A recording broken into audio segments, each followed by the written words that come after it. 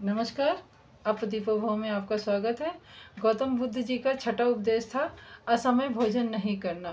आप अपने काम के अनुसार, अपनी दिनचर्या के अनुसार अपने भोजन का एक समय निर्धारित कर लें और उस निर्धारित समय में ही अपना भोजन ग्रहण करें, प्रसन्नता के साथ और शांति के साथ। जो भी आपको भगवान ने रूखा सूखा दिया वो प्रेम पूर्वक भोजन ग्रहण करें। सातवां उपदेश था ज़्यादा सुखद बिस्तर का भी लालच ना करें, क्योंकि ज़्यादा सुखद बिस्तर की अगर हमारे शरीर को आदत पड़ जाती है तो हमारा मन बिल्कुल काम नहीं करने को राजी होता है। वो अपने सुख के ही समंदर में खोया रहता है। तो इसके लिए ज़्यादा सुखद बिस्तर या ज़्यादा सुख सुविधाओं से अपने आप को उसमें ग्रसित ना करें। हमेशा सादा जीवन ही जिएं, ऐसा गौतम बुद्ध जी का कहना था। क्योंकि जब उन्होंने अपना घर बार, अपना राजपाट महल छोड़ा तो उन्होंने पूरा जीवन एक सादगी के साथ बिताया, बिल्कुल निर्धन व्यक्ति के अनुसार। और उनको इस बात का कभी भी घमंड नहीं था कि वो एक समय में राजा थे। तो आठवां उपदेश है कि ज़्यादा धन संचय नहीं करना। गौतम बुद्ध के जीवन से सबसे बड़ा उपदेश यही मिलता है कि धन संपदा आपके पास कितनी भी हो, आप इस देश के नहीं, बाकी अगर सृष्टि के भी राजा हों और आपके अंदर बहुत अहंकार है कि मेरे पास बहुत धन है और मैं सब कुछ पालूंगा, तो नहीं, ये बिल्कुल गलत साबित किया है हमारे गौतम बुद्ध जी ने। और ये प्रमाण के साथ बताया है कि कैसे धन संपदा आपका एक समय में साथ नहीं देती है। आपका साथ आपकी दृढ़ इच्छा शक्ति ही साथ देती है। तो कृपया इस बात का ध्यान रखें और स्त्रियों के साथ ज़्यादा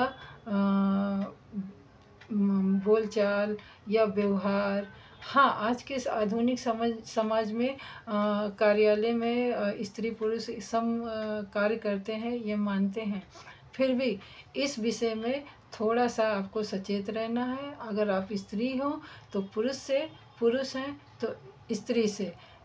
कहने का मतलब है आप उनसे उतना ही संपर्क करें जो आपकी कार्य की मांग हो या अनिवार्यता हो।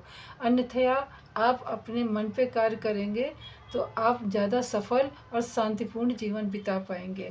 फिर है कि बुराई अगर कोई करता है तो ये हमारा 10वां उपदेश है। सॉरी, यहाँ पे मैं क्षमा मांगूंगी, हमारा नहीं, हमारे गौतम बुद्ध जी का 10वां उपदेश है कि अगर आपके साथ किसी ने बुरा किया तो कृपया करके उसको पलट के उसकी बुराई आप मत बताइए, ना ही उसके बुराइयों को आप इंगित करिए। क्योंकि अगर आप जब उसकी बुराइयों को इंगित करेंगे तो उसको कहीं ना कहीं बुरा लगता है, फिर उसके मन में आपके प्रति द्वेष भावना जगती है और आपका भी मन कुंठित होता है कि इसने मुझे गलत कहा था या मेरे साथ इतना बुरा व्यवहार किया था। उसको अगर किसी ने आपके साथ बहुत ही बुरा व्यवहार किया है तो उसको उसी समय उसके हाल पे छोड़ दीजिए, तब तो आपकी जीत है। नहीं तो आप मन से भी हारेंगे, समय से भी हारेंगे और बहुत कुछ ऐसा हार जाएंगे जो आप कभी कमा नहीं पाएंगे। तो कृपया आप अपने किसी ने आपके साथ बुराई की तो उसको आप उस समय, क्योंकि हम समझ सकते हैं कि कोई अगर ध्यान साधना करता है तो मन को बहुत कुछ साध लेता है, पर जो आम इंसान होता है, नॉर्मल इंसान होता है, वो मन को नहीं साध पाता है और वो बहुत कुंठित होता है। पर अगर थोड़ा सा भी आप समय देके अपना ध्यान केंद्रित कर लेंगे कि आपको क्रोध आ रहा है, आपके मन में ईर्ष्या द्वेष आ रही है, तो आप उसी समय अनिच्य है बोलेंगे और उसको उसी समय शांत छोड़ देंगे और आप शांति के साथ विचार करेंगे कि क्या आपको करना चाहिए। क्योंकि जब भगवान गौतम